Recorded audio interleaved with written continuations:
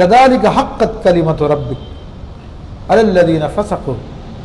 انہم لا یؤمنون، اور یوں ہی ثابت ہو چکی ہے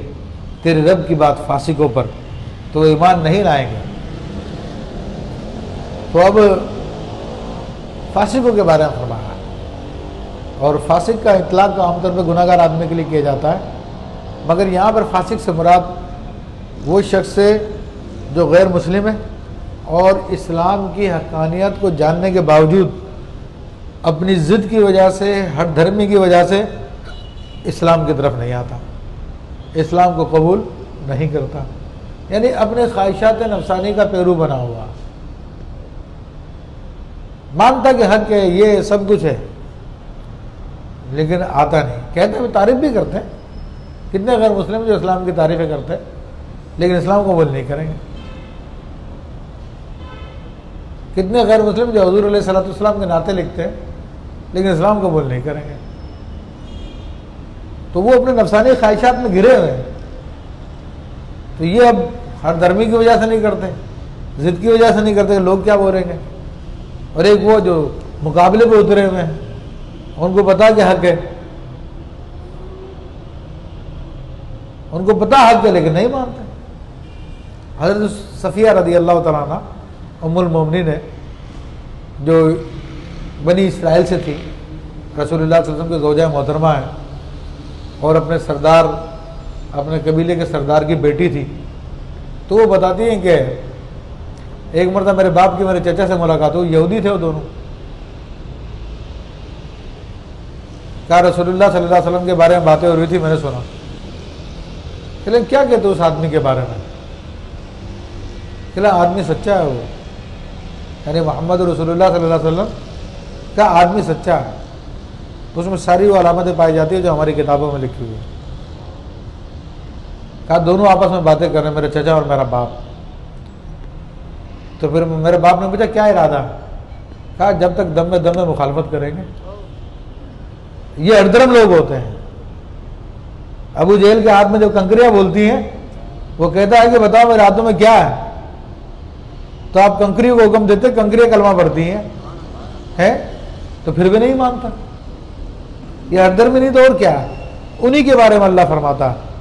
کہ یہ جو فاسق ہو گئے یہ ہرگز ایمان نہیں لائیں گے اپنی ہر درمی کی وجہ سے۔ قُلْ هَلْ مِن شُرَكَائِكُمْ مَن يَبْدَأُ الْخَلْقَ، تم فرماؤ تمہارے شریکوں میں کوئی ایسا ہے کہ اول بنائے ثم يعيده، پھر فنا کے بعد دوبارہ بنائے۔ اب اللہ تبارک و تعالیٰ کی شان یہ ہے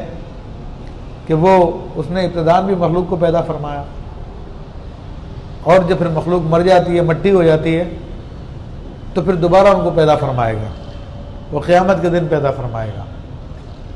قبروں سے لوگوں کو اٹھائے گا، زندہ کرے گا، جانوروں کو زندہ کر دے گا، ہر مخلوق کو جو آدم علیہ السلام کے زمانے سے لے کے اور قیامت تک جتنی مخلوق ہوگی ان سب کو زندہ فرما دے گا، جس میں صرف انسان نہیں ہے، جس میں پرند بھی ہیں، حیوانات بھی ہے، کیڑے مکوڑے بھی، ہر چیز کو پیدا کر دے گا، اور نہ صرف پیدا کرے گا، ہر چیز کا حساب کتاب بھی کرے گا۔ تو یہ خدا تعالیٰ ہی ہے جس نے پہلی دفعہ بھی پیدا کیا، پھر پیدا کرنے کے بعد دوسری دفعہ بھی وہی پیدا کرے گا۔ تو یہ اللہ کی شان ہے۔ تو اب اللہ نے ان کافروں کو کہا جو ہر در میں پڑے ہوئے ہیں، ان کو لاجواب کرنے کے لیے، ان کی عقل کے سوتے جو خشک ہو گئے ان کو چھیڑا تاکہ کوئی غور کرے، کوئی فکر کرے، یہ کہ بتاؤ کہ تم لوگوں نے جن کو خدا کا شریک بنایا ہوا ہے، کہتے ہیں کہ خدا کے یہ شریک ہیں، ان میں سے کون ہے جو مخلوق کو جس نے پہلی دفعہ پیدا کیا اور دوبارہ پھر ان کو پیدا کر دے گا؟ ہے کوئی تم میں سے؟ ظاہر سی بات ہے وہ لاجواب ہو جائیں گے، خاموش ہو جائیں گے۔ قل اللہ، آپ فرما دیجیے اللہ ہی ہے، یبدأ الخلق ثم یعیدہ، کہ جو اول بھی بناتا ہے اور پھر فنا کرنے کے بعد دوبارہ بھی بنا دیتا ہے۔ فأنیٰ تؤفکون، ارے کہاں اوندے منہ گرے جاتے ہو پھر تم، کہاں ان بتوں کے پیچھے پڑ گئے ہو تم؟ تو عزیزانہ محترم، یہ اللہ تبارک و تعالیٰ نے توجہ دلائی ہے، لیکن اب جو اٹکا ہوا، جس کو نہیں ماننا، اب روش میں چل رہا ہے، تو ٹھیک ہے، ہمیشہ کے گھاٹے میں